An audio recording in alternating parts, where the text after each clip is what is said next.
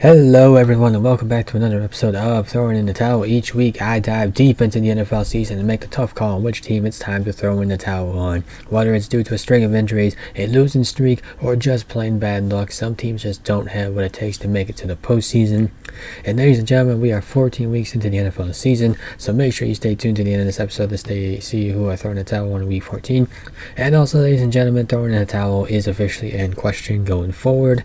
Teams are being eliminated and teams are making postseason or clinching postseason spots, so I don't know if there's going to be a week 15 episode, so you'll have to stay tuned for that. And as always, don't forget to like, comment, and subscribe for more weekly NFL insights, provided there's a video next week. And with that, we'll go ahead and get into this week's episode, which is probably going to be one of our shorter ones.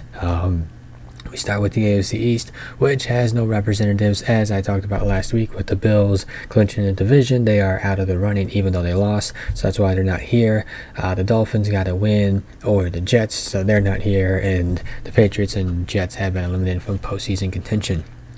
So we move to the AFC North, which also has no representatives. Nobody's also taken a division or clinched a playoff spot from the title. The Browns did get eliminated from postseason contention, but the Ravens were on a bye. The Bengals got a win, and the towel was already thrown on the Bengals, and the Steelers got a win as well. AFC South, it's been out of the running ever since I threw in the towel on the Colts. The Texans were also on the bye too, and again, with the towel thrown in on 3 teams in the division, ultimately can't really put the Texans here because, division winner makes the postseason. Also, Jaguars and Titans, ugly game between those two, and both of those teams are out of the playoffs. AFC West, here we go. We finally have somebody here. We have a lone representative in the Los Angeles Chargers. The Chiefs have won the division, so they are out of the running. The Raiders also have the towel's been thrown on them, and they're out of the playoffs anyway. So it just leaves the Broncos and the Chargers left for the AFC West. And the Broncos were on a bye, and the Chargers took a loss. And the thing about the Chargers is that this team under Jim Harbaugh is more physical.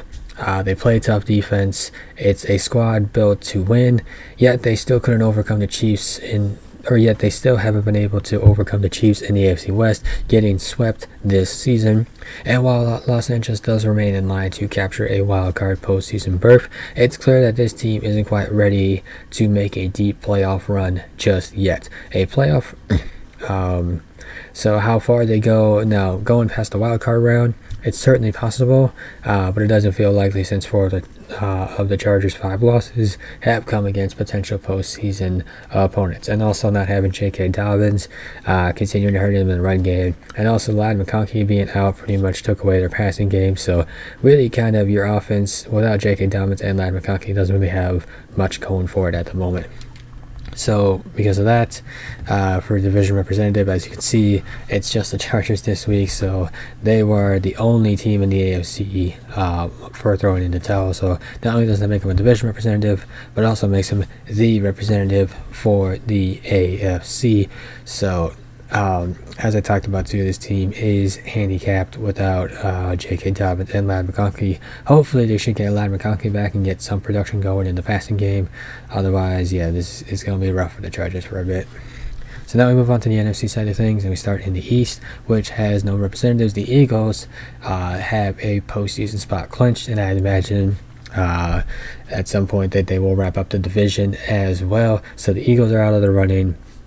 The Commanders were on a bye. The Cowboys and Giants, towels been thrown in on those 2 teams, and the Giants are out of the postseason anyway. NFC North, we have a lone representative here, that being the Packers. The Lions are in the postseason, so they are out of throwing in the towel. The Vikings got a win, and the towel's been thrown in on the Bears. So for the Packers, winning the division is out of the question, barring a collapse from both the Vikings and the Lions. So this is a team that is going to be heading to the postseason as a wild card team. Now, Green Bay is good enough to give a team like Seattle or Tampa Bay all they can handle and pull the upset in the first round. But the Packers have played both the Eagles and the Lions this year, and those teams account for 3 of Green Bay's 4 losses. For Green Bay to have a shot at knocking off either of those teams, Green Bay will essentially have to play a perfect game, which includes Jordan Love not turning the ball over. To his credit, he has been playing clean as of late, so hopefully the interception issues are behind him. And speaking of behind me, there's a cat behind me. That's what that noise is. Yeah, I guess you can kind of see her on the screen here. Let me just. She doesn't want to be on camera. She doesn't want to be on camera, I guess. But yeah, anyway, so yeah, so the Packers came close in that game right there. But ultimately, I think, yeah, so they came close in that game against the Lions. I'll just wrap up at that point.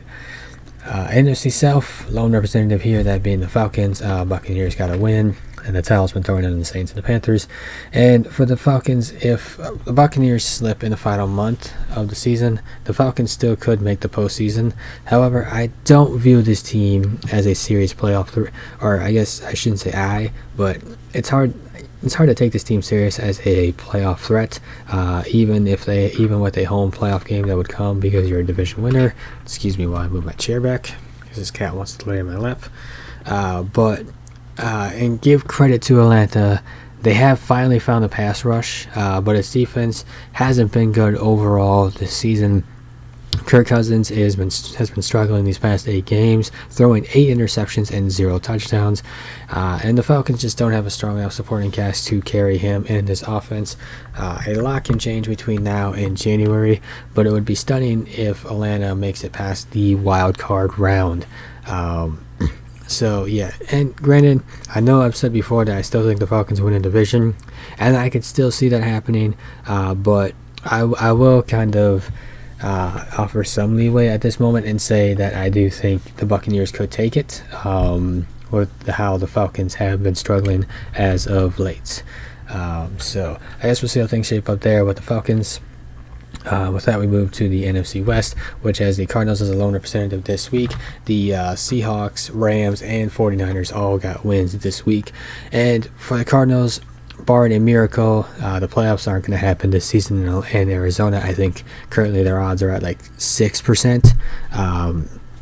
The Cardinals peaked between late October and early November, and now they look like playoff pretenders, losing 3 consecutive games to Seattle, which is very important because Seattle is in the lead for the division. After back-to-back 4th-place finishes in the NFC West, the Cardinals have been able to close the gap on their division rivals, but they're still the worst team in the division, it looks like, this season. I will say NFC West looks like it's going to come down to either the Seahawks or the Rams. So with that, we move to the Division Representatives, which obviously is going to be the Packers in the North, the Falcons in the South, and the Cardinals in the West. And yeah, between these 3 teams, who did I go with this week? Well, I went with the Cardinals, the team with the lowest chance to make the postseason between the 3 of them. Again, Atlanta still has a shot just based on a division title, and Green Bay still sitting pretty above 500 with a good hold on a wild card spot. So with that, we move to the recap section. Yeah, I'm sorry, cats, I'm in the middle of something. So with that, we move to the recap section here, as I talked about. So interesting enough, the Panthers are still mathematically alive. Granted, it's a 1% chance, but there is still a chance nonetheless. So it's interesting here. The NFC has been the stronger conference this year between, yeah, it's been the stronger conference this year, with really only the Giants being the only team eliminated. And really, the Giants did get eliminated. And I mean, what more can you say about this team? This team just sucks. It really is unfortunate. The Titans and Jaguars got eliminated. They played an ugly game against each other, with the Jaguars winning 10-6. The Patriots were on a bye. The Browns got eliminated with their loss to the Steelers. The Raiders, well, it looked like they were going to lose Aiden O'Connell for the season, but it looks like they might be able to get him back. But not that it really matters. You know, you're not really playing for much of anything at this point. The Jets, with that loss to the Dolphins, officially eliminated. So kind of the inevitable what's happening there. The Saints, well, Derek Carr hurt himself in the worst way possible, breaking his hand and concussing himself in the process. Cowboys, tough loss after a huge blunder at the end of that game against the Bengals. The Bears, well, they fired their head coach, and in their first game, well, Thomas Brown as the interim head coach, they looked worse than they have all season. The Colts were on the bye, and the Bengals did get a win over the Cowboys, but I still don't think this team makes the postseason. So that wraps up the recap section. Now we move on to this week's team, which between the Chargers and the Cardinals, obviously you can imagine I went with the Cardinals over here. The Chargers still, I think, make the postseason as a wildcard team. The Cardinals, I just think, miss it entirely. So what does this mean for the Cardinals then say they missed the postseason and everything else. I think it depends on how the record shapes out, but I don't really see this as a team that's going to make any changes. I think they're in a good spot with their head coach. I don't see him getting fired. I don't see the general manager getting fired, and I still think Kyler Murray has something to offer this team as their quarterback, so I don't anticipate them making a change at quarterback. Rather, I anticipate this team reloading in the offseason, not rebuilding. So I think the Cardinals, they're trending in the right direction, but unfortunately they just didn't have it. They just didn't have it this season. They didn't have enough of it together this season to make a run. It looked like they could have done something special when I talked about how when they peaked earlier in the season, but ultimately I think this is a team that, again, is going to have to go into the offseason and reload. And with that will do it for this week's edition of Throwing in the Towel. Tune in next week and see if perhaps we'll have another episode. And if not, it's always been fun doing these, and I look forward to doing these next season. And as always, don't forget to like, comment, share, and subscribe. And hopefully I'll see you all next week.